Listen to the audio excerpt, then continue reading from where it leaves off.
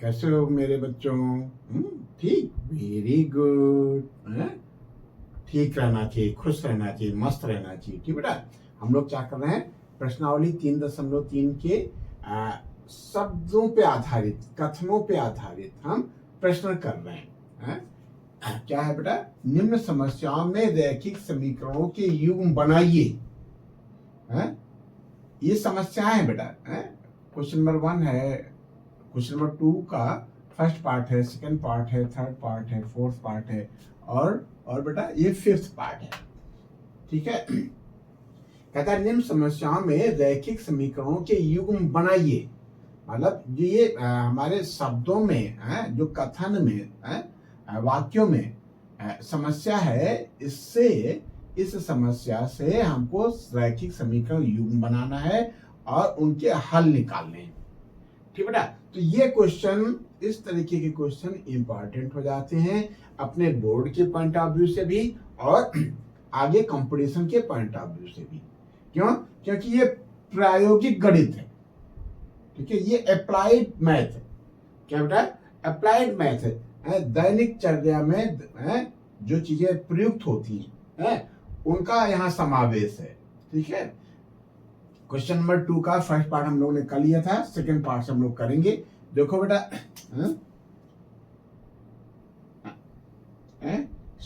ये क्या है बेटा? ये समस्या है। इस समस्या को, एक क्वेश्चन है, इस क्वेश्चन को हम कैसे रैखिक समीकरण युग्म बनाते हैं, ये कला है मेन। ठीक है, कि ये व्यवहारिक समस्या है ये। ठीक है, ये व्यवहारिक गणित है। इसको कैसे हम बीजगणितीय फॉर्म में ले आते हैं, बीजगणितीय रूप में लाते हैं। देखो बेटा, क्या दे रखा है? 5 वर्ष पूर्व नूरी की आयु। अब देखो, जब आयु की बात आए, हमेशा याद रखो, कोई कोई चीजें हमको याद रखनी है कि जब कभी भी आयु की बात आती है तो हम वर्तमान आयु को मान लेते हैं। ठीक है, तो हल 2 का सेकेंड पार्ट हम लोग करने जा रहे हैं। माना, क्या मान लेंगे? माना नूरी की आयु, माना नूरी की आयु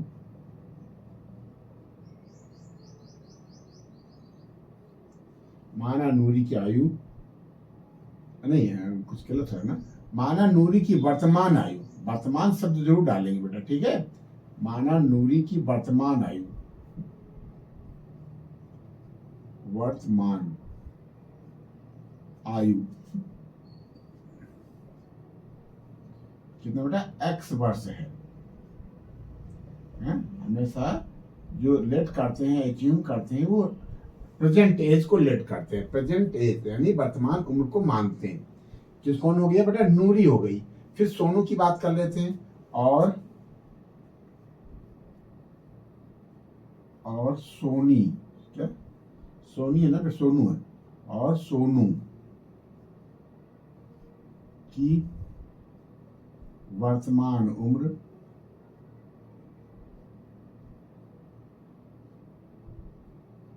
y वर्ष है।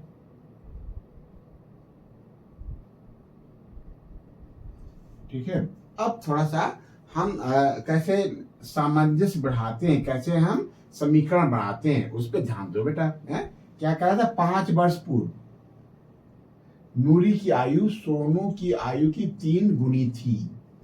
ये पहला है। तो प्रथम शर्त के अनुसार, प्रथम शर्तानुसार, अब ध्यान देना बेटा, कब की बात हो रही? 5 वर्ष पूर्व की बात हो रही। तो अभी नूरी कितने वर्ष की है? x वर्ष की।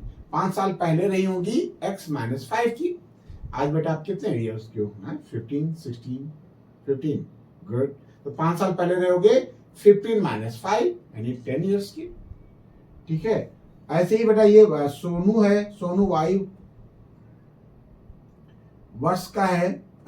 तो ये क्या बेटा? 5 साल पहले ये y-5 का रहा होगा। अब इनसे संबंध निकालो। देखो, ये रही होंगी बेटा क्या? नूरी रही होंगी x-5 की और सोनू रहे होंगे y-5 की। ठीक है, क्योंकि वर्तमान उम्र दोनों की x है। तो 5 साल पहले ये रही होगी इनकी, इनकी ये रही होगी। अब देखो कहता है 5 वर्ष पूर्व नूरी की आयु, ये सोनू की आयु की 3 गुनी थी। ये जो है 3 गुनी है, किसका 3 गुनी? इसका 3 गुनी। बात समझ पा रहे कि नहीं है? इसका 3 गुनी है, इसका ये 3 गुनी। इसका मतलब ये हुआ कि इसमें यदि हम 3 से गुना कर दें तो दोनों बराबर हो जाएंगे। ठीक है, नूरी जो है सोनू से 3 गुना थी उम्र में, उम्र के हिसाब से। कब? 5 साल पहले। तो 5 साल पहले ये रहे होंगे x-5 के और ये रहे होंगे y-5 के। इसमें हम 3 से गुणा कर दें तो एक संबंध बन जाएगा, एक समीकरण बन जाएगा, एक रैखिक समीकरण बन जाएगा। वो ये बन गया। 5 साल पहले ये x-5 की रही होंगी, ये y-5 के। कहता है कि जो ये है कौन? नूरी। नूरी इनकी उम्र का 3 गुनी थी, इनकी उम्र का। बहुत बच्चे करते हैं यहाँ 3 से गुणा करना, ऐसा नहीं करना बेटा। इनकी उम्र का 3 गुना। तो इसमें यदि हम 3 से गुणा करते हैं तो ये चीज मिल जाती। जैसे क्या आप 15 इयर्स के हैं भी हैं और आपका 3 गुना या आपका 4 टाइम मैं हूं, तो यदि आपकी उम्र 15 है तो उसमें यदि 3 से मल्टीप्लाई कर देते हैं तो हमारी एज आ जाती है। ठीक है, मैं आपकी एज का 3 गुना हूं, तो आपकी एज में 3 से गुणा करने पे हमारी एज आएगी। ऐसे ही ये सोनू की एज में 3 से गुणा करने पर किसकी? नूरी की एज आएगी। बस इतनी सी बात है। अब ये समीकरण बन गया। इसको आगे बढ़ाते हैं। कैसे बढ़ाते हैं? या लिख के, या x-5 ये ब्रैकेट हटा देते हैं, क्यों? बराबर 3y - 15, 3y इधर ले आओ, या x - 3y बराबर -15, -5 इधर जाएगा तो +5, या x - 3y बराबर -10। एक समीकरण आपका ये आ गया बेटा। ठीक है, अब द्वितीय शर्त लगा दो बेटा। द्वितीय शर्तानुसार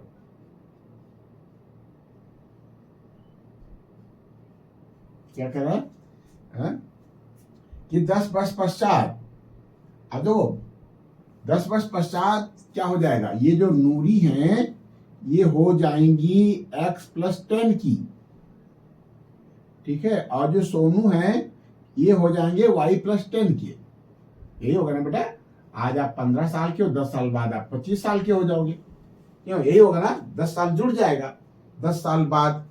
फिर कहता है कि 10 वर्ष पश्चात नूरी की आयु ये सोनू की आयु की 2 गुनी हो जाएगी। मतलब इसमें यदि हम 2 से गुणा कर दें तो ये मिल जाएगा। क्या कहता है कि ये इसका 2 गुना हो जाएगा, तो 2 से गुणा कर दें तो दोनों बराबर हो गए। ठीक है, ये 2 गुना है किसका? इसका। इसका मतलब यहाँ 2 से गुणा कर दिया। बहुत बच्चे यहाँ गुणा करते, यहाँ नहीं करना। ठीक है, अब क्या करें? या x - 10 बराबर 2y - 20, या x - 2y बराबर 20 - 10, या x - 2y बराबर 10। ये हो गया बेटा समीकरण 2। कौन सी विधि से कहा जाता है हल करो? विलोपन विधि। विलोपन विधि से हल कर देंगे। यहाँ भी x है, यहाँ भी x है, गुणांक दोनों के सेम है। यहाँ 1 है, यहाँ 1 है, तो बस हम ऊपर नीचे रख करके माइनस कर देते हैं। क्या लिखे हैं? समीकरण 2 से अब समीकरण 2 से नहीं, हाँ, 1 को घटाने पर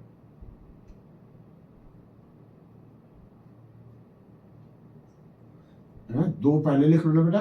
x - 2y बराबर 10, ये 2 हो गया। इसके नीचे लिखना है x - 3y -10। ठीक है, ठीक है। अब घटाना है, ये ऋण लगा दिया, ये ऋण है धन लगा दिया। ये ऋण है, ये धन लगा दिए। ठीक है, तो ये तो बेटा कट गया, प्लस था ये माइनस था, नीचे वाला साइन इफेक्टेड होगा, 3y में से 2y माइनस हो जाएगा तो y बचेगा, और यहाँ क्या हो जाएगा बेटा +10 और +10 20 हो जाएगा। Very good. तो किसकी उम्र आ गई? सोनू की उम्र आ गई है। ये किसकी उम्र आ गई? सोनू की। अब सोनू की उम्र यानी y का मान हम कहाँ रख दें? कहीं भी रख देते हैं। y का मान समीकरण 2 में रखने पर, y का मान समीकरण 2 में रखने पर,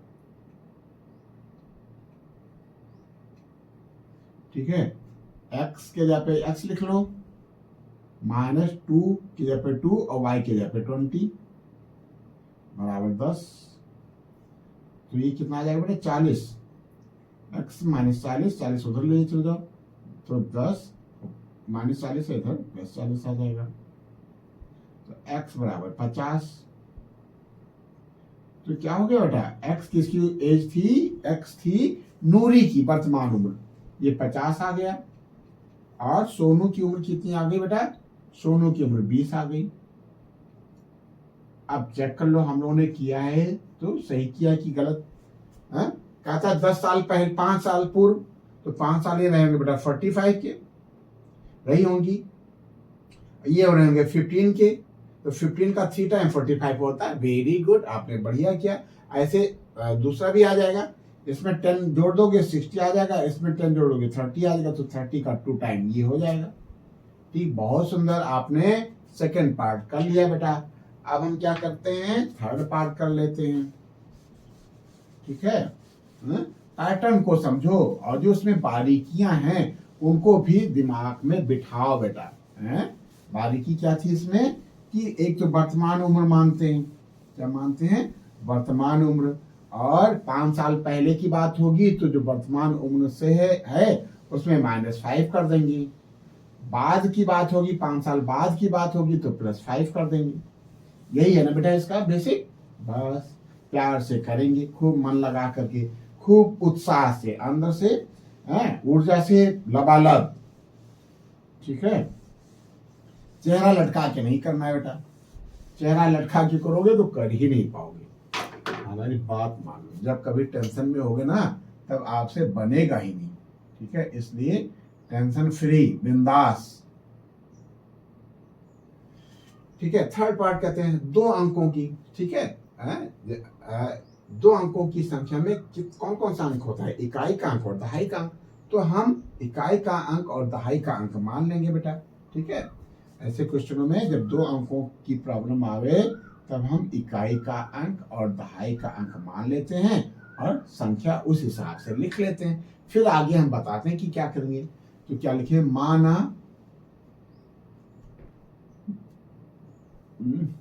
क्यों दहाई का अंक पहले लिखो, चलो लिख लो, तुम जिसमें खुश रहो बेटा। दहाई का अंक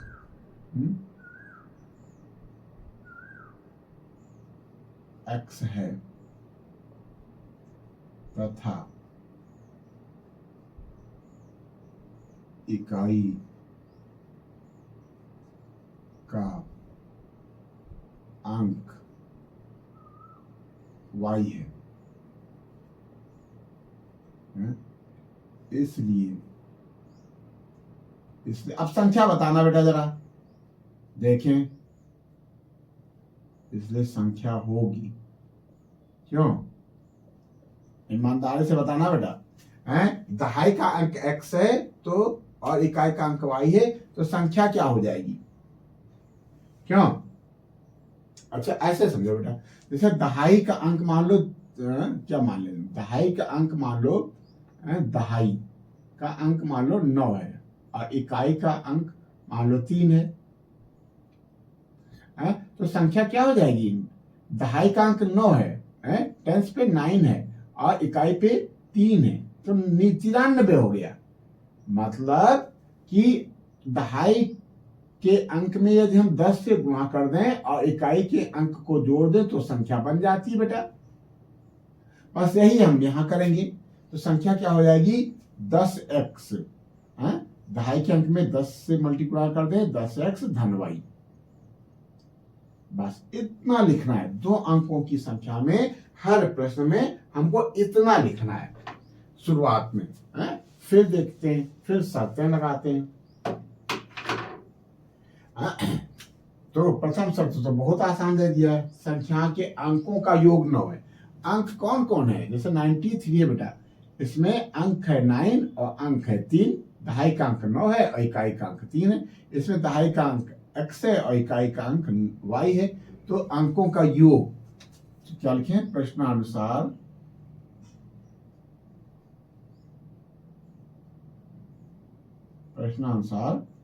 x धन y बराबर कितना हो जाएगा? 9।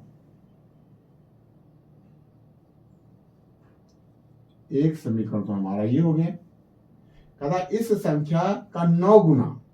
संख्या क्या है बेटा? द्वितीय शर्त देखो क्या कह रहा है, द्वितीय शर्तानुसार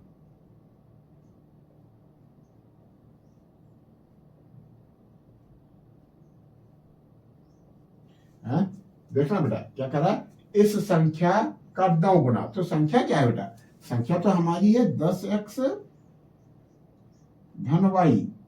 कहा था इस संख्या का 9 गुना, तो 9 से गुणा कर देते हैं। संख्या के अंकों को पलटने से बन संख्या का। अब संख्या यदि पलट देंगे, ये इंपॉर्टेंट चीज है बेटा। चाहे आप यहां से पहले लिख लो कि संख्या के अंकों को पलटने पर नई संख्या होगी। जैसे मतलब ये 93 है, क्या है? 93। ये हम 3 टेंस पे ले आवे, 3 टेंस पे लावे और 9 वंस पे जाए, यानी 3 दहाई पे आ जाए, 9 जो है इकाई पे जाए, तब क्या बन जाएगा बेटा? 39। तो इसको थोड़ा सा लिखते हैं,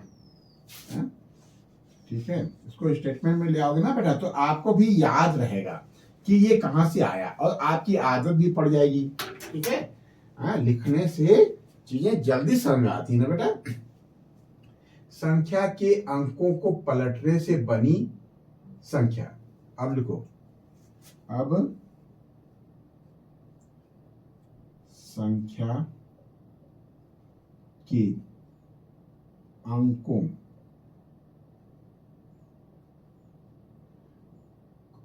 को पलटने से, कोई जल्दी नहीं, आराम से हम लोग समझ समझ के करेंगे। अब संख्या के अंकों को पलटने से बनी नई संख्या क्या हो जाएगी? बनी संख्या, संख्या लिखा तो संख्या लिखो, नई संख्या क्या हो जाएगी? देखो ये क्या था बेटा? ये था दहाई का अंक, तो दहाई वाला इकाई पे चला जाएगा और इकाई वाला दहाई पे चला जाएगा, तो नया हो जाएगा, नई संख्या हो जाएगी 10y धन x। ये हो गया बेटा, ये हमको याद रखना है। क्या कि जो इकाई वाला अंक है वो दहाई का बन जाएगा, मतलब अब हम नई संख्या के लिए उसमें 10 से गुणा करेंगे, और जो दहाई वाला था वो इकाई बन जाएगा, उसमें हम किसी चीज से गुणा नहीं करेंगे। इकाई मतलब 1 से गुणा होना चाहिए, लेकिन ये 1 से गुणा करेंगे तो क्या होगा बेटा? वैल्यू सेम आ जाएगी। बस अब लगाएंगे शर्त। बात समझ पाए? ये जरूरी है, इतना जरूरी है, ठीक है? लिखना क्यों? हमने लिख लिया, हम समझ गए भैया नई संख्या क्या है, ठीक है? वो तो उसने तो कह दिया, उसमें उसका काम है कहना, लेकिन हम लोग अपने आराम से, अपने पेशेंस से करेंगे, धैर्यपूर्वक मन लगा करके करेंगे, ठीक है? किसी के कहने में नहीं आएंगे कि फट से कर दिया, अरे करेंगे, काहे की चिंता है, ठीक बेटा? ठीक, तो अब शर्त लगाएंगे। क्या लिखें? द्वितीय शर्तानुसार, द्वितीय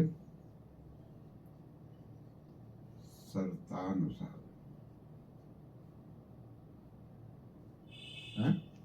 द्वितीय शर्तानुसार क्या हो जाएगा बेटा? कहता है कि इस संख्या का 9 गुना। आप लगा लो बेटा, संख्या कौन सी थी हमारी? ये थी 10x धन y का 9 गुना, ठीक है? नई संख्या से संबंध दे रखा था ना, लिख रहे थे नई संख्या, ठीक है? 9 गुना संख्या के अंकों को पलटने से बनी संख्या का, हाँ ये संख्या है, संख्या को के अंकों को पलटने से नई संख्या ये बन गई, इसका 2 गुना है, बस इतनी सी बात है। ठीक है, संख्या का 9 गुना अंकों के पलटने से बनी नई संख्या के 2 गुने के बराबर, बस ये तो कुछ था ही नहीं इसमें बेटा। बस था क्या कि नई संख्या क्या होगी ये आपको आना चाहिए, बस वो तो हमने बढ़िया बिंदास होकर लिखा है। ठीक है, अब सॉल्व कर लेते हैं बेटा इसको। यह 9 10 90x plus 9y equal to 20y plus 2x। ठीक है, 90x और ये 2x इधर आ जाएगा, सब लाएंगे लेकिन एक साथ हम ऐसे लिखते हैं बेटा, 90x minus 2x plus 9y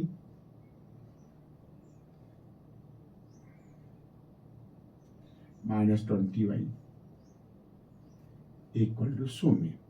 ये होगा ना बेटा, 90 में से 2x माइनस करना है तो कितना जाएगा, ये 88x ना, 88x या लिखना चाहिए था ना बेटा।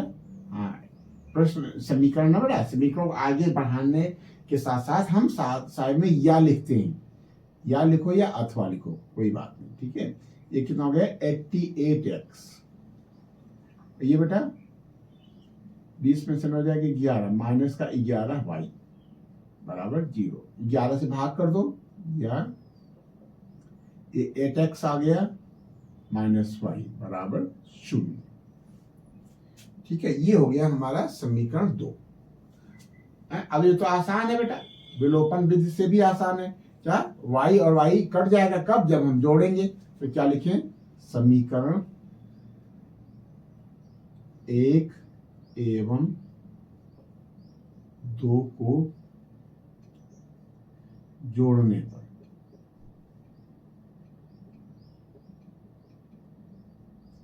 ठीक है, एक ये है लिख लिया,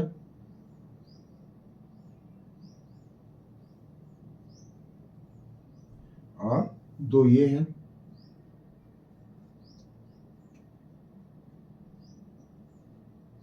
जोड़ना है, ये गया कट, ये 9x बराबर 9, तो x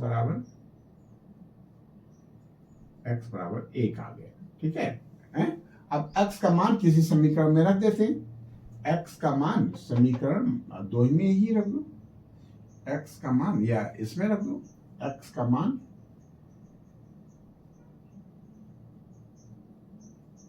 समीकरण 1 में रखने पर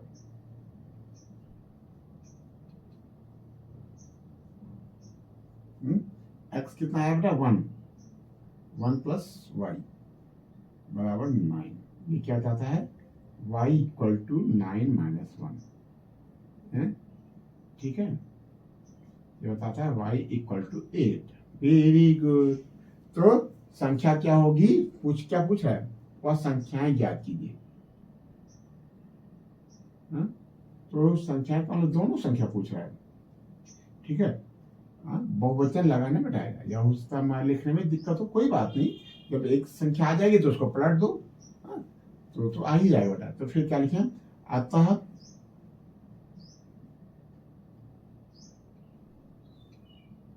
मूल संख्या लिख लो, मूल संख्या, जब 2 संख्या की बात आ गई ना, तो मूल संख्या क्या होगी, कितना था बेटा 10x, और x है हमारा x1 है, तो 1 इंटू 10x है, 10 पहले लिखो, 10 इंटू 1 10x हो गया, प्लस y क्या है 8, तो 10 प्लस 8 18 आ गया,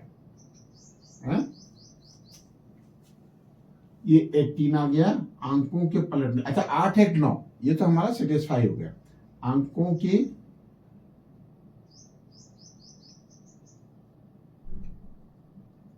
पलटने से, अंकों के पलटने से प्राप्त संख्या क्या हो जाएगी बेटा 81 है, 8 आगे आ जाएगा ना 81। बस यही हमारा उत्तर हो गया। चेक करना था ना बेटा, तो चेक कर लो। पहला तो सेटिस्फाई हो गया। दूसरा देखो, कहता है 18 का 9 गुना, संख्या का 9 गुना, तो 18 में यदि हम 9 से मल्टीप्लाई कर दें, ये 82 गुणा 81 आना चाहिए। चेक कर लो, 9 के 72 के 2, 9 1 9 8 17 ना, ये 2 1 2 2 8 16।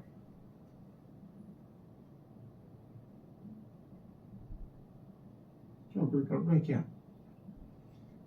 9 8 72 2 हाथ 7 आया बेटा है, 9 1 9 और 7 16, ये इक्वल हो गया। Very good. तो इस तरीके से आपने अंक वाली भी एक समस्या कर ली।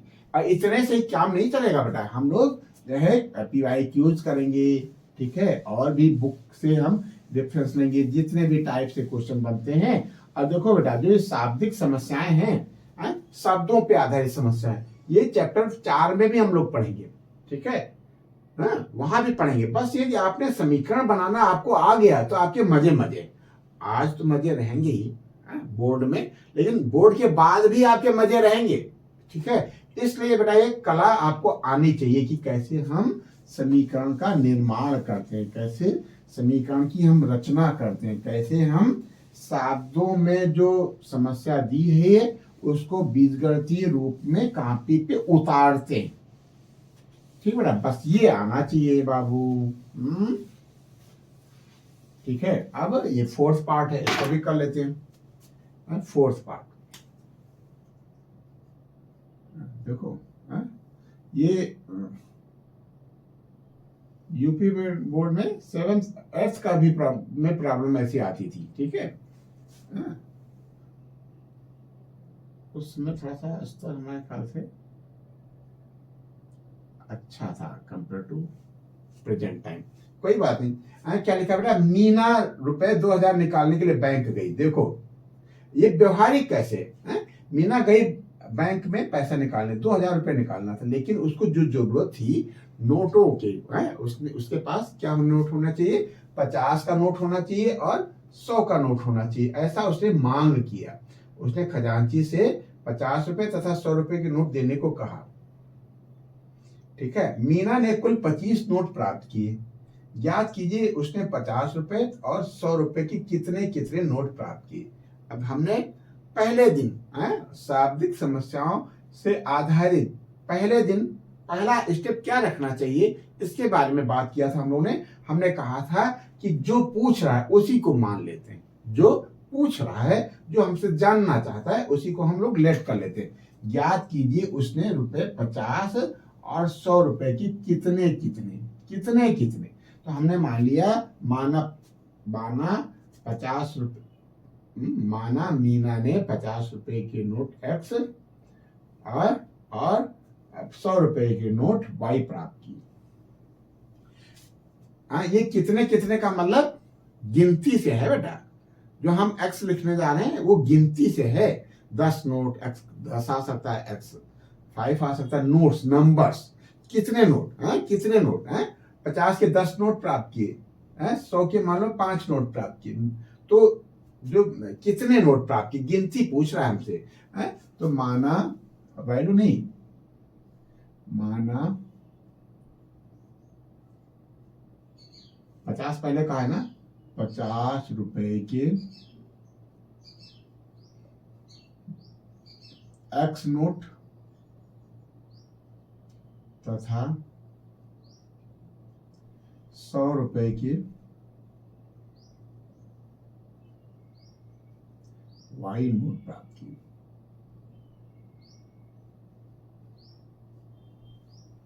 ठीक है, प्राप्त किए।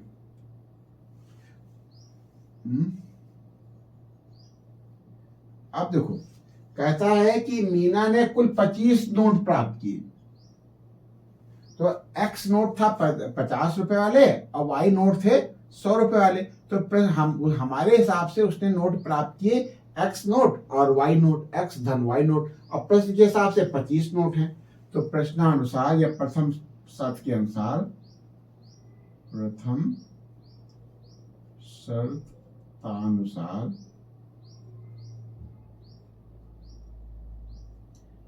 x धन y, क्या बेटा, x धन y बराबर 25। पहली शर्त तो आसान हो गई, वेरी गुड। फिर देखो दूसरी कोई शर्त ही नहीं दिया है, क्यों, लेकिन दूसरी शर्त छिपी है बेटा, क्या, कि वो 2000 रुपए निकालने गई है। क्यों, क्या कहाँ गई है बेटा, 2000 रुपए निकालने गई है।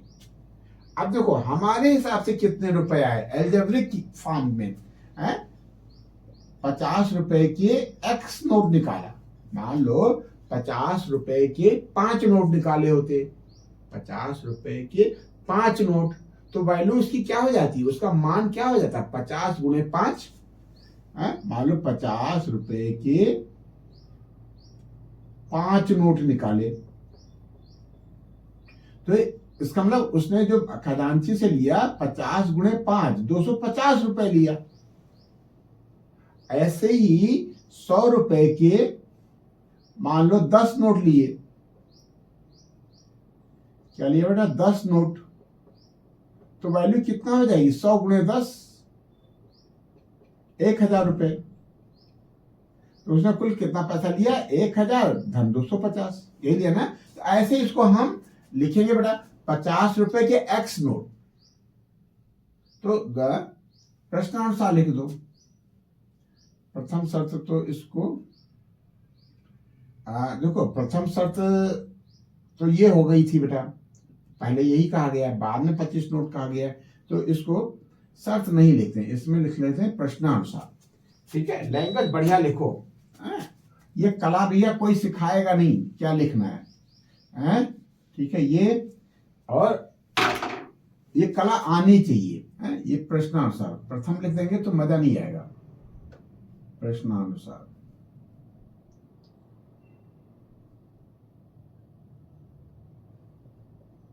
यहां भी लिखो प्रश्नानुसार।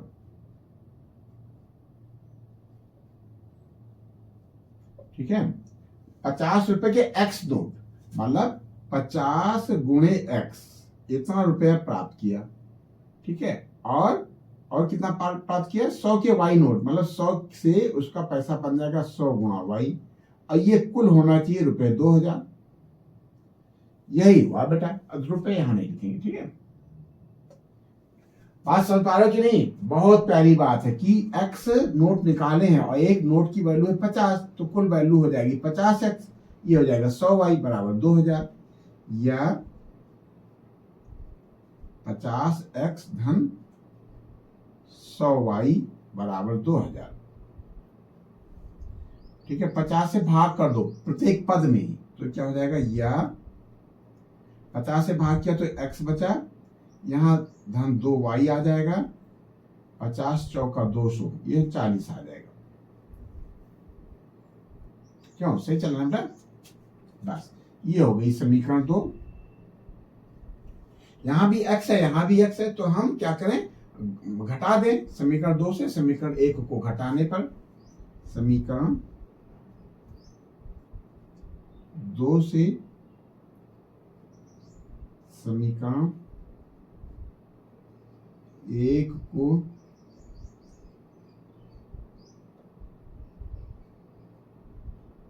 घटाने पर 2 ये लिख लिया,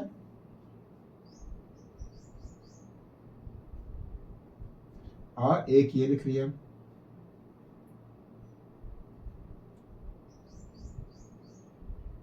ठीक है, घटा दो बेटा,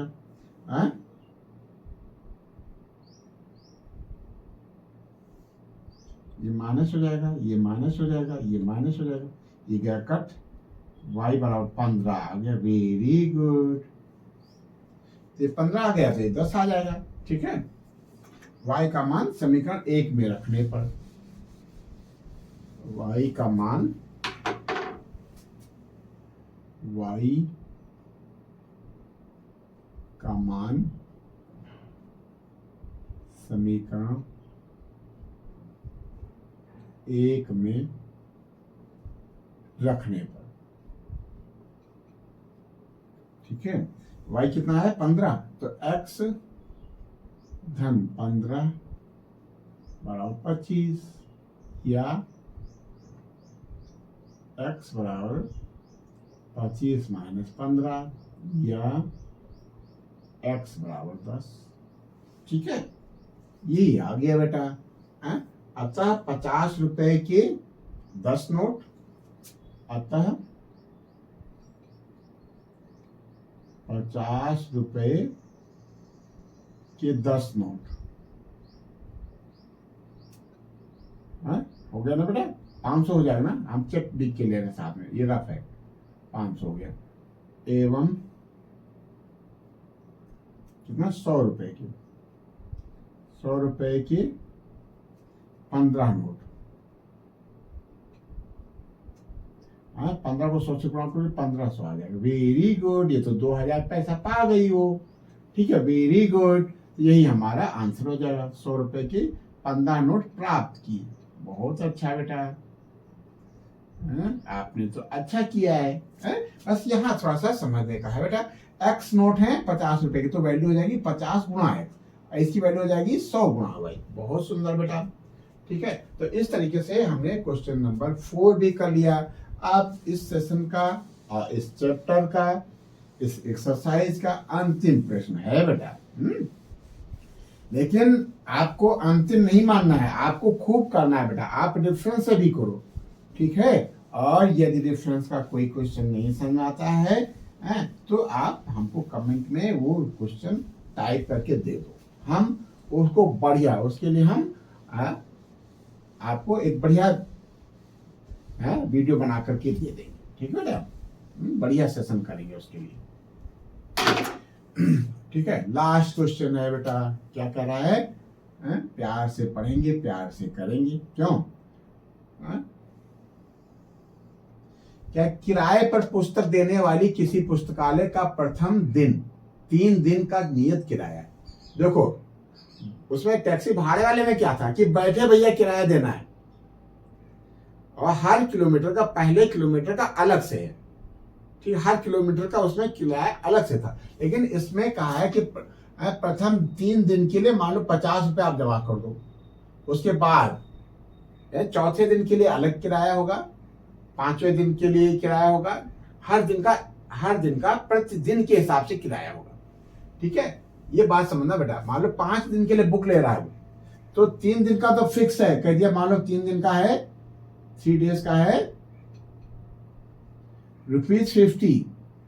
बाकी पर डे के हिसाब से ₹5 पर डे है मान लो, ऐसे बनेगा बेटा। 3 दिन का 50 रुपए है और 5 रुपए प्रतिदिन अलग से है। तो मान लो 10 दिन के लिए कोई लेता है बुक बेटा, 10 डेज के लिए, 10 डेज के लिए, तो 3 दिन का तो 50 रुपए देना पड़ेगा, 50। बाकी जो 7 दिन है, 10 दिन के लिए ना, 3 दिन का तो 50 देना पड़ेगा। जो 7 दिन है उनका 5 रुपए पर दिन के हिसाब से, 5 रुपए प्रतिदिन के हिसाब से 35 रुपए और देना है। बस इस क्वेश्चन की जान यही है बेटा। ठीक है, कि 3 दिन का फिक्स है और फिर प्रतिदिन के हिसाब से। ठीक है, तो ये चीजें हो सकता है हमको बाद में बताना होता, लेकिन हमने पहले ही बता दिया, कोई बात नहीं। ठीक है, तो 3 दिन का नियत किराया तथा उसके बाद प्रत्येक अतिरिक्त दिन का किराया अलग है। ठीक है, तो अब यही हम मान लेते हैं, माना नियत, माना 3 दिन का नियत किराया,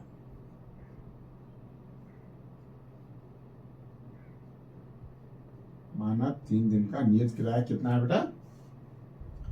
₹X है।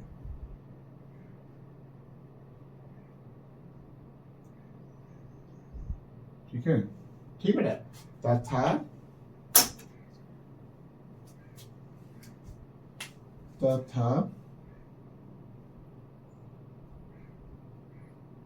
तथा उसके बाद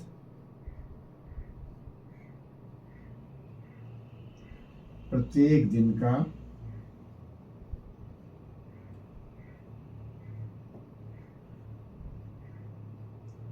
किराया ₹, वाई प्रतिदिन है, एक दिन का वाई रुपए। ठीक है, बस ठीक है, ये आपने समझ लिया कि ये कहना चाह रहा है। बहुत बच्चे क्वेश्चन समझ ही नहीं पाते कि भैया ये क्वेश्चन कह क्या रहा है। कभी कभी लैंग्वेज प्रॉब्लम हो जाती है, समझ नहीं आ रहा है कि भैया ये है क्या। ठीक है, क्या कहना क्या चाह रहा है प्रश्न।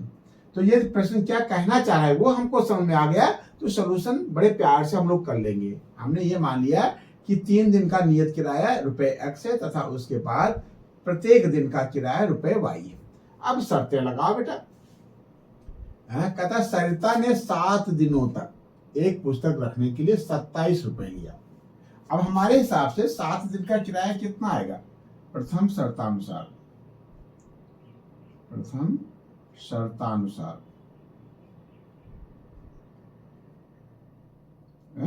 कितना बेटा, 7 दिन के लिए ना, तो 3 दिन के लिए तो हमको X देना है,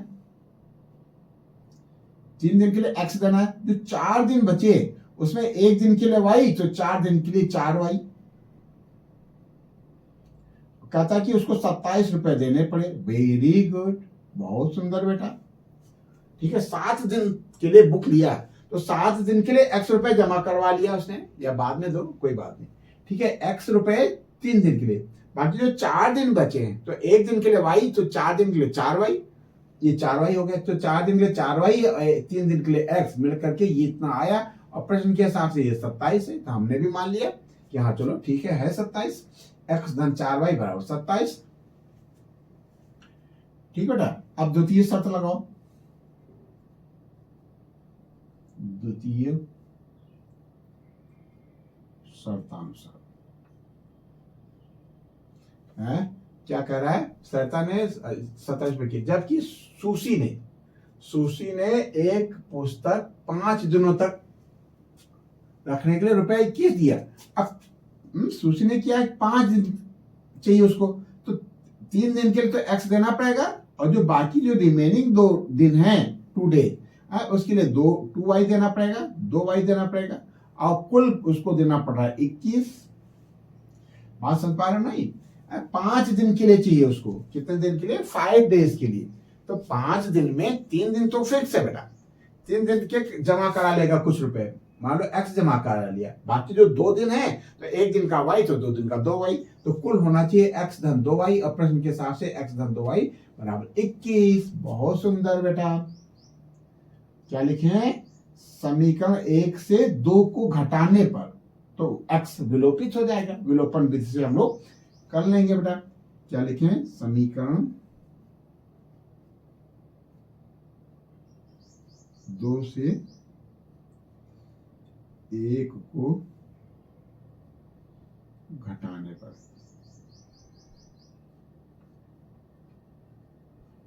ठीक है, तो 2 लिख लो पहले,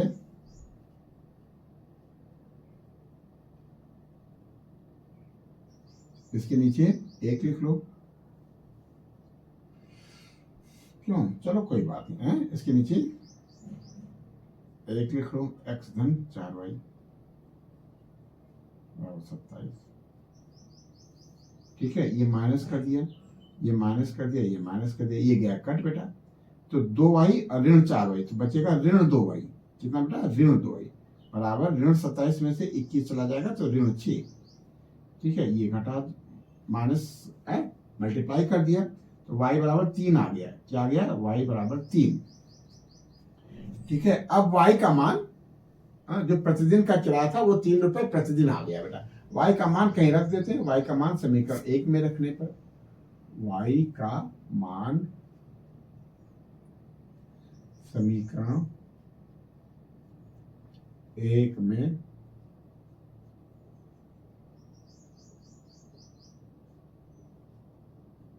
ठीक है, x के यहाँ पे x लिखो। ठीक है, और y 4 इंटू वाई के यहाँ पे 3 लिखो बराबर 27। x धन 12 बराबर 27, तो x बराबर 27 ऋण 12, तो x बराबर 15। ठीक है, ये 15 हो गया, ये 3 हो गया। ठीक है, अब चेक कर लो बेटा, कहीं से भी चेक कर लो, यहां से चेक करोगे 5 दिन के लिए, 5 दिन में 15 रुपए तो 3 दिन के लिए देना पड़ गया, और जो 2 दिन बचे तो 6 रुपए ये देना पड़ेगा, 3 रुपए एक दिन का और 2 दिन का 6 रुपए, 15 6 21 आ गया। 7 दिन में 4 दिन के लिए 12 रुपए और 3 दिन के लिए 15 रुपए, 27 रुपए। बहुत सुंदर बेटा, आपने खूब बढ़िया किया। हम समझ गए, आपने खूब बढ़िया समझा, खूब बढ़िया किया, आपने खूब बढ़िया किया, खूब बढ़िया समझा, इसके लिए आपको बहुत बहुत धन्यवाद। काम की बात बेटा, यदि आपने, काम की बात तो सारी थी, लेकिन ये भी बेटा काम की बात है। क्या काम की बात है कि यदि आपने हमारे चैनल सब्सक्राइब नहीं किया है तो बाबू सब्सक्राइब कर दो और अपने दोस्तों में शेयर कर दो, और कमेंट में कुछ ना कुछ जरूर लिखो कि ये सेशन आपको कैसा लगा। ठीक बेटा, बहुत बहुत धन्यवाद।